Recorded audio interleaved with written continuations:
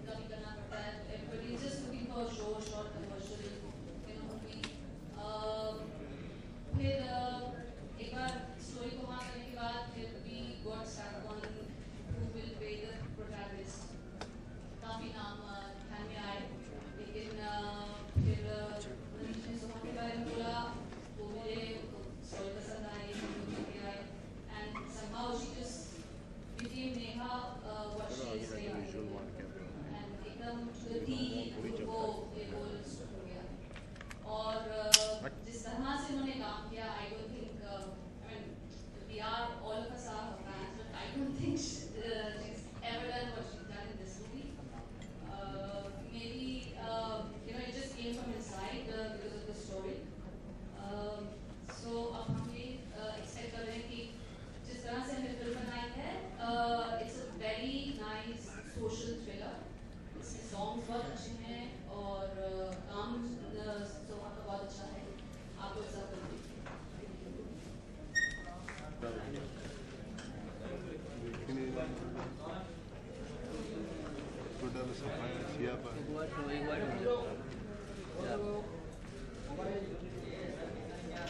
ठीक है, इसका लुक है क्लोज।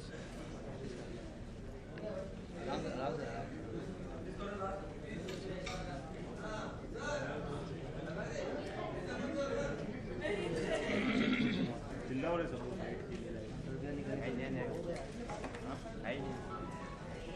मेरे तो अंदर गया भाई, एक्स्ट्रा पेस क्यों लेके आता है?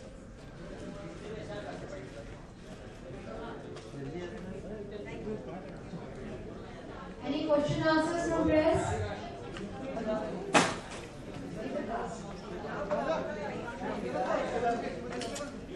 अरे स्टिल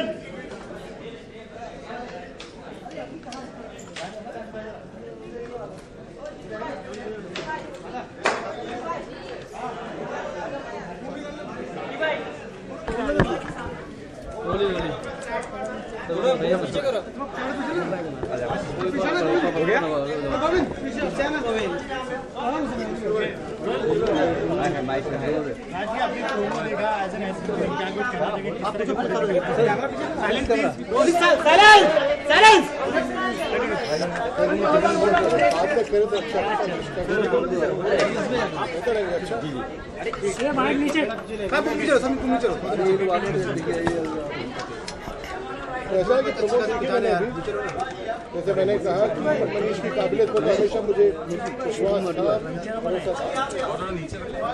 एंड प्रमोद से लग रहा है कि बहुत ही ईमानदार फिल्म बनाई है, ऑनेस्ट फिल्म बनाई है, हार्ड हिटिंग फिल्म बनाई है। एंड मैं उसे मुबारकबाद दूंगा इस फिल्म के लिए। एंड दुआ करता हूँ कि फिल्म को बड़ी कामयाबी मिले, क्योंकि सारे एक्टर ने बड़े एंथुसियाज्म के साथ में काम किया है, दिल से काम किया है। अरे तो मैं तो बस ये प्रे करूंगा कि फिल्म बड़ी हिट मिले, कामयाब हो। राजकुमार जी, अभी इंडस्ट्री में काफी खबरें चल रही हैं प्रीति एंड नेस वाडिया के बारे में, आप क्या कहना चाहेंगे इस पूरे केस के बारे में?